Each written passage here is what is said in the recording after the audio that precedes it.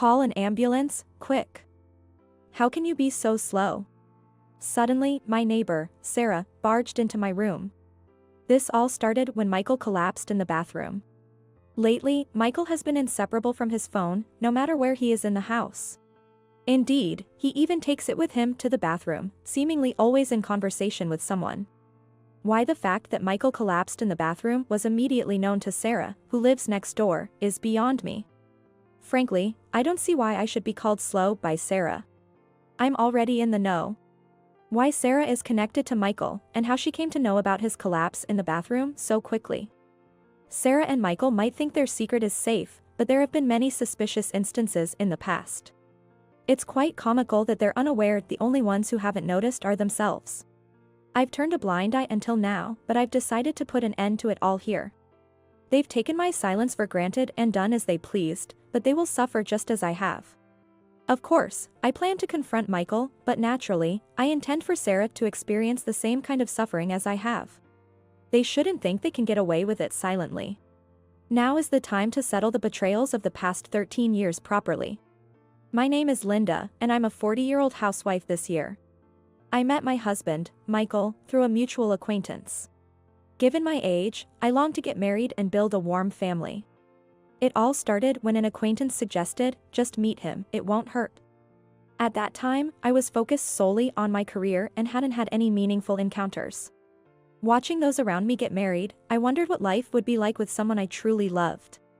Thinking it wouldn't hurt to meet since it was free, I agreed, only to find an unexpected comfort in his presence. Not only did we share hobbies and topics of conversation, but the pace and rhythm of our dialogue were incredibly comforting. It felt as if we had known each other before, making me want to meet him again. Although I had dated a few men before, I had never been able to talk so freely and comfortably with anyone. My first impression of Michael was of someone considerate, who always put me first and supported me. It didn't take long for his constant kindness to captivate me. "Ah, Linda, I thought this would suit you." "What's this?" "It's neither my birthday nor our anniversary, but may I open it?" "Please, go ahead." Inside the box Michael handed me was a beautiful lemon yellow dress. "It's lovely. I've never worn a dress like this before, so I'm not sure if it'll suit me." "I'm certain it will look great on you, Linda. I'd love to see you try it on here." "Here." That's a bit thrilling. I immediately tried on the dress. Yes, it fits perfectly. Just as I thought, it suits you. I'm so happy. Thank you. Michael looked at me contentedly, nodding his approval. Although he was kind, I occasionally caught glimpses of his stern side. This happened during work-related calls. Even during our dates, he would sometimes have to take calls, issuing instructions. I found myself admiring him as he managed these calls. Michael, it seems, holds a managerial position at his workplace, responsible even outside working hours. It must be tough to receive work calls even on your days off. Well, it's not too bad. But having inefficient subordinates can be quite a hassle. Oh. We should head to the restaurant, our reservation time is approaching. Laughing, we held hands and hurried to the restaurant. Linda, I've always wanted to marry a wonderful woman like you. Will you marry me? If you're okay with me, I'd be more than happy. I look forward to our future together. Marrying Michael, I felt an immense sense of happiness. However, I was soon to learn that this happiness was only fleeting. I intended to continue working as a nurse even after getting married. But the situation started to look ominous. It's about the household chores. I intend to keep working as before, even though we're married. When I have night shifts, could I possibly ask you to help out? Then, Michael's expression darkened. Night shifts, so you're planning to continue working? Yes, but, is that a problem? It's not that it's a problem, but the idea of a woman continuing to work even after getting married is a bit. Nowadays, it's not uncommon for both spouses to work. In fact, among my acquaintances, households where both spouses work hard are more common than those with a stay-at-home spouse. Even after hearing my explanation, Michael insisted that he wanted me to quit working after marriage, so I asked him why. Surely, Michael must have his reasons. Believing it's important for both spouses to compromise, I felt I had to ask. I've been coming home to a dark room and turning on the lights by myself. Michael, you've lived alone since graduating from college, right? Turning on the lights in that lonely room and realizing in that instant that I'm alone was unbearable. For a moment, I thought I saw a shadow cross Michael's face. I see. I've lived at home for a long time, but I guess living alone can make you feel that way. That's why I want you, Linda, to quit your full-time job. Of course, I'll earn enough to support us. I might even be promoted to director soon. Really? A promotion at this time is impressive, isn't it? He answered, scratching the tip of his nose sheepishly. When Michael feels shy or proud, he tends to scratch his nose and his breathing becomes heavier. He kept glancing over as if begging for more praise, so it must have been a pleasant moment for him. Michael has always prioritized his career, always putting work first, so being recognized at work must be an honor for him. Well, at my level, it's not a big deal. But among my peers, only a handful have made it to manager, so I guess I've advanced quite quickly. Haven't I? Michael boasted, and I felt torn beside him. Sensing my hesitation, Michael leaned in close and said, "You wouldn't cling to your job when your husband is humbling himself and asking, would you?" I was speechless at this expression of Michael's I had never seen before.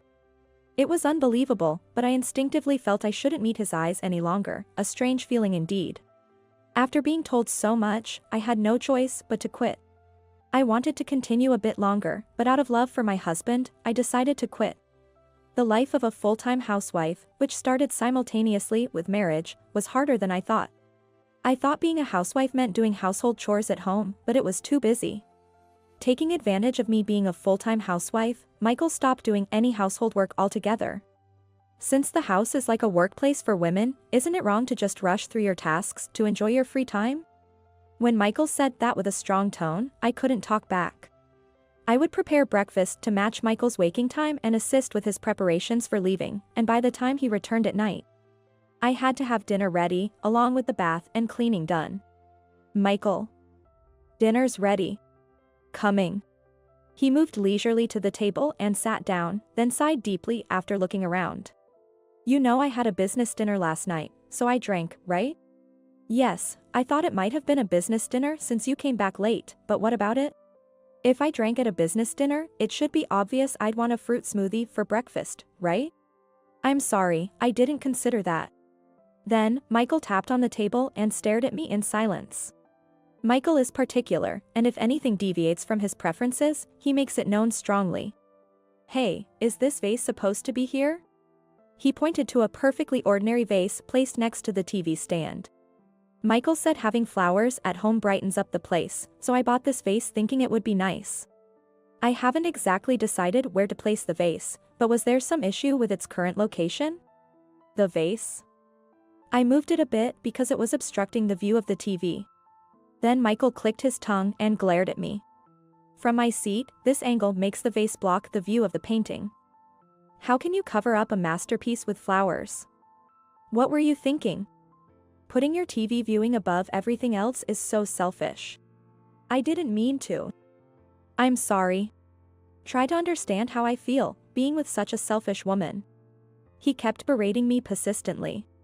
Listening to him endlessly talk about how inadequate I am made me strongly believe I'm a failure. Linda, you've always lived at home and only worked as a nurse, so you might not understand, but society isn't that kind. To only see things through the lens of the medical world.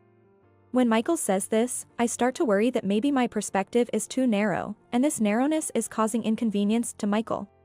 Talking about being a doctor or a nurse, in the end, you're just a frog in a well. Yes, I suppose. I've been working at the same company for 30 years since graduating from college, so I'm good at sensing these things. I'll teach you from now on. So be more attentive. Honestly, working as a nurse was far better than this. His constant nagging can last for 2 to 3 hours at a time.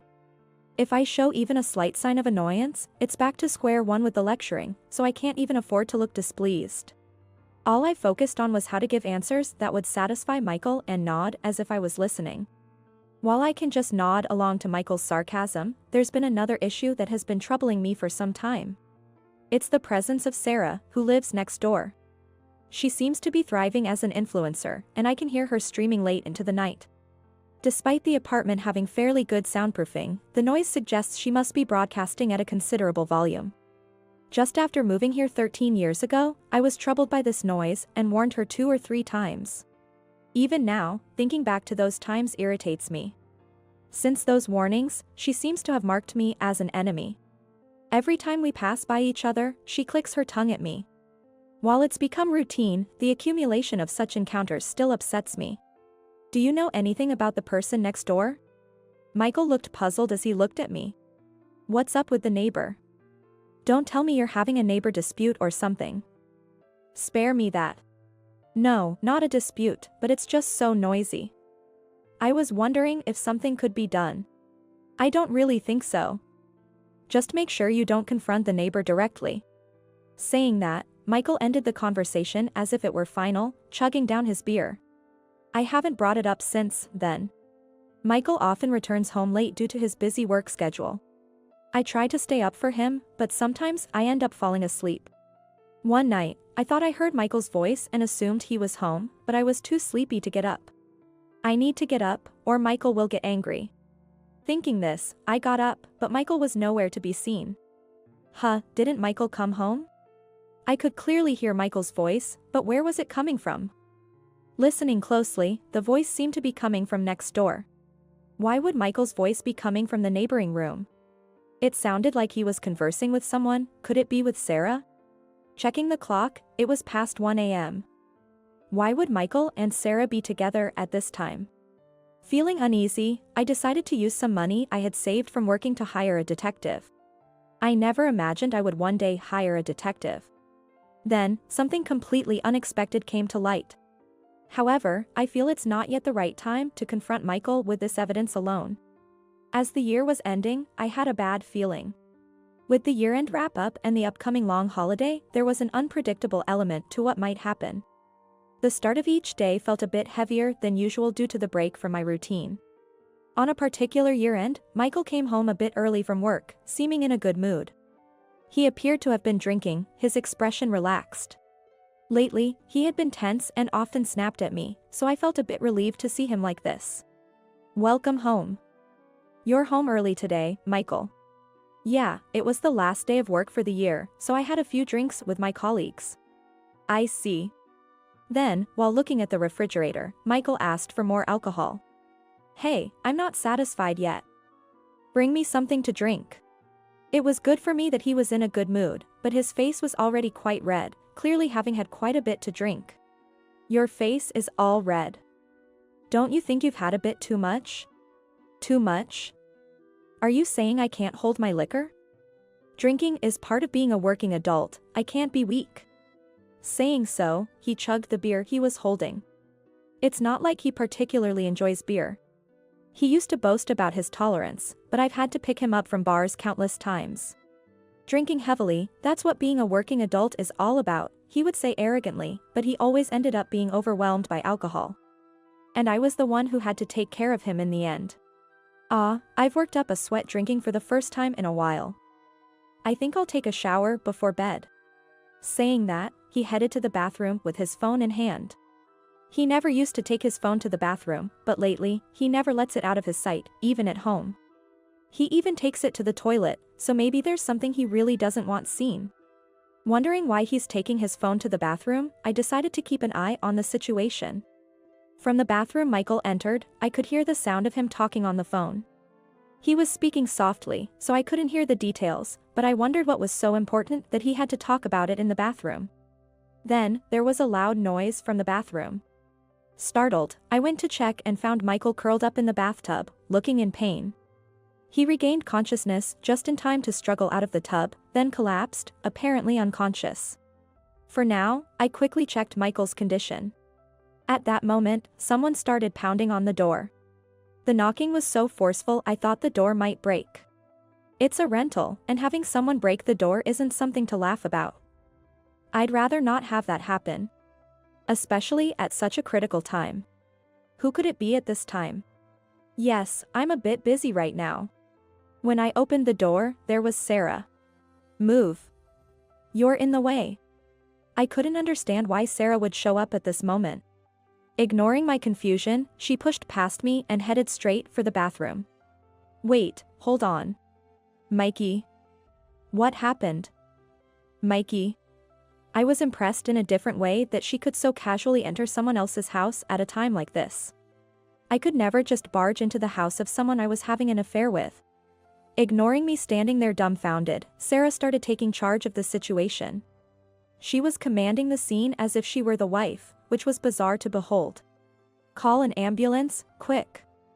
How can you be so slow? I couldn't just let Sarah do as she pleased. There was only one thing I needed to do, confront Sarah with reality. I just stood there, looking down at the two of them. Call an ambulance? Do you think you're in a position to order me around? What do you mean? Just what I said. Do you think you have the right to instruct me, his wife? Seemingly unable to believe I had talked back, she looked as if a pigeon had been hit by a pellet. Is it really so strange for me to talk back? If you're so concerned, why don't you call the ambulance yourself? No. That's a bit. I can't, so I'm asking you, aren't I? Think a little. She suddenly became defensive. Of course, she would. Being the other woman and barging into the house without any regard, it would be embarrassing if others found out. She's probably afraid of the affair being exposed through a phone call. While Michael lies collapsed in front of her, she hesitates, unable to make the call. I couldn't help but laugh at the absurdity. What do you mean you can't even make a phone call? So that's all you amount to, then? Reacting to my words, Sarah yelled. What do you mean that's all?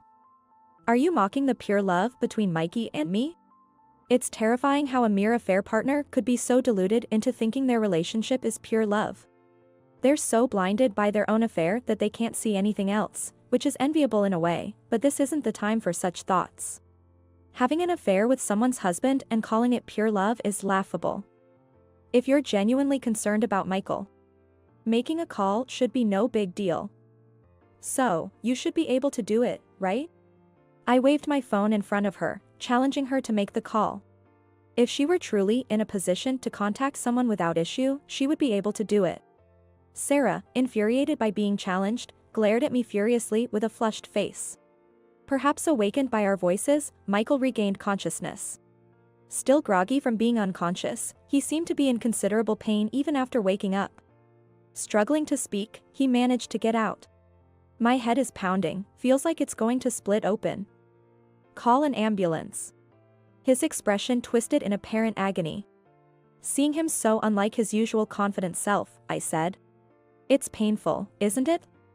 We should call for help, it's unsettling, isn't it?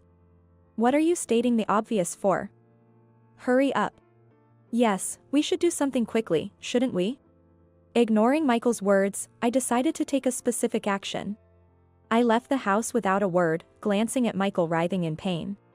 I also took the waterproof bag with Michael's phone in it, so he couldn't use his phone to contact anyone. Michael and Sarah, relieved that he had woken up, seemed to be content confirming their love for each other. They had already entered their own little world, not even noticing that I had taken the phone. I couldn't deal with this foolish cheating couple any longer. Taking this opportunity, I decided to leave the house quickly. I immediately contacted James, Sarah's boyfriend, after leaving the house. James is her boyfriend, with whom she has been in a relationship with the intention of marriage, and he stays over about half the week. It could be considered semi-cohabitation, so I've run into him a few times in the hallway or at the trash disposal area. He works at a nearby hospital, and I remembered he had given me his business card once. Good evening. I apologize for calling so late. It seems Sarah has come to my place for some reason. Could you come pick her up? Linda? It's been a while. Sarah is at your place. What do you mean by that? James's voice on the other end sounded confused. Naturally. Anyone would be surprised to receive a sudden call from their girlfriend's neighbor in the middle of the night. I'll explain the details later. Are you at work right now, James? No, I just finished work and was killing time at a nearby diner. Sarah said she had a live stream today and wanted me to come back late. So, Sarah had made arrangements to keep James away from her apartment. While he was away, she was casually talking to Michael on the phone. Can you come soon? I'll head there right away. Let's meet at the entrance. Thank you. I'll join you there. 3 minutes after making the call, James arrived at the apartment's entrance, so we went to my room together. I briefly explained the situation to him as we walked from the entrance to my room. To put it bluntly, it seems that Michael and Sarah have been having an affair for many years. What do you mean? I found out through an investigation I had someone conduct. But it seems they met at a bar where Sarah worked 13 years ago and have been involved ever since. Hearing my words, James was holding his head in shock. 13 years? Since that long ago? Yes. 2 years ago, the apartment next to ours happened to be vacant, and it seems she moved in then. You're kidding, right? Then what am I? Aren't we supposed to get married? James was overwhelmed by the sudden revelation and the fact that he had been cheated on. It's understandable, considering he was serious about marrying someone who, unbeknownst to him, was having an affair with a married neighbor. It's about money, it seems. I suspected my husband was having an affair and hired a detective to investigate. And that's what the report indicated. I can't believe this. Michael collapsed while he was in the bath, and at that moment, Sarah barged into our apartment. It seems they were on the phone even while he was in the bath. James seemed to be pondering something, then suddenly turned to me. So that's why she never let go of her phone. But you said Michael collapsed? Is he okay? He's collapsed, but I've made sure it's nothing life-threatening. In short, he drank too much. After briefly explaining, I took James with me to my room. As we entered the room quietly, Michael and Sarah were still engaged in their charade. I'll stand against the world for Mikey. With such a beautiful person loving me, I'm truly blessed. This must be a trial given by God to reach true love. The time it took for me to leave the room, contact James, and return was only about 10 minutes. However, within that short time, it seemed a grand narrative had unfolded. It was shocking how they could spout such cheesy lines. Pretending to be a tragic couple unable to vow eternal love due to unfortunate circumstances. Glancing at James next to me, he had an indescribable expression. The cheesiness seemed to be making him shiver uncontrollably. Unable to bear it any longer, James accidentally dropped his bag, and that's when the two finally noticed us. What's going on here? James? Why are you here? The fact that both of them were naked added a layer of absurdity to the situation. Why am I here? That's my line. You said there was a live stream and not to come back at the usual time. Was it all for this? The usually calm James raised his voice, surprising Sarah a bit. Well, you know. That's because, well, you know how troublesome fans can be. If they found out I had a boyfriend. Sarah's eyes were darting around, avoiding direct eye contact. James, who I had briefly spoken with in the hallway or at the trash area, was not the type to raise his voice. From how calmly he listened when I explained everything to him, it was clear he was someone who could control his emotions well. For James to react this strongly, it must have been a significant betrayal. Enough with making a fool out of someone. You've been sneaking around with the guy next door for 13 years? Suddenly cornered, Sarah's eyes flitted around in panic. Well, I thought maybe you would be the one I'd marry. Is that so wrong? Her attempt to look up pitifully was clearly ineffective on James. We were supposed to get married someday, and we were practically living together. I can't believe you anymore. Seeing James's angry face seemed to bring Sarah back to her senses, and she quickly tried to change her tune. No, it's not what it looks like. I was just teaching him the ins and outs of streaming.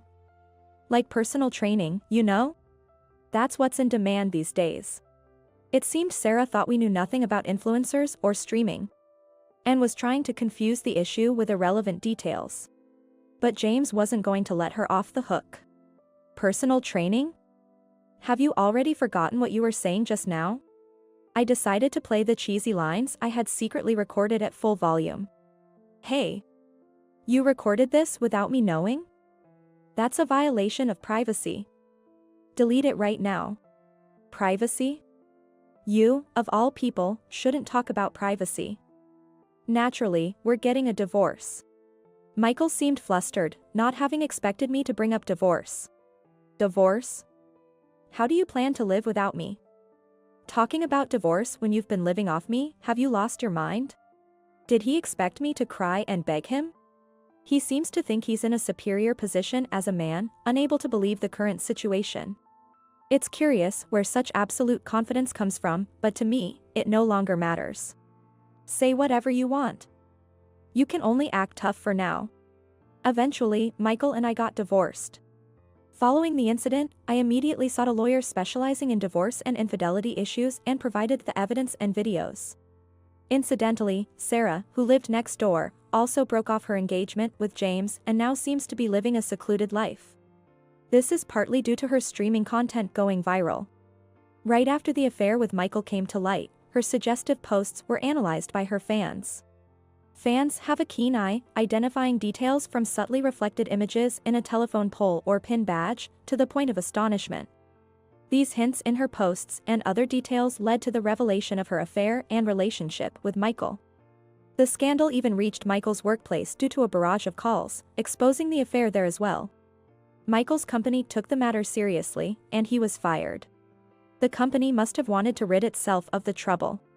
Understandably so. The affair with a well-known influencer, especially as a married employee of a prominent corporation, was heavily criticized as unacceptable. The company's stock even dropped when the affair became public, so they couldn't just overlook the situation. He says it's hard being the target of pointed fingers, making it difficult to go outside, but it's his own doing. Just stepping outside leads to being pointed at as the washed-up influencer, with posts appearing on bulletin boards. So he must not dare to venture out carelessly. I encountered Sarah just once after the whole fiasco. She appeared as if lying in wait when I was shopping at a drugstore near my workplace.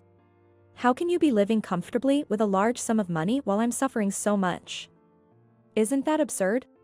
It's typical of her to make such outrageous accusations. There's nothing absurd about it.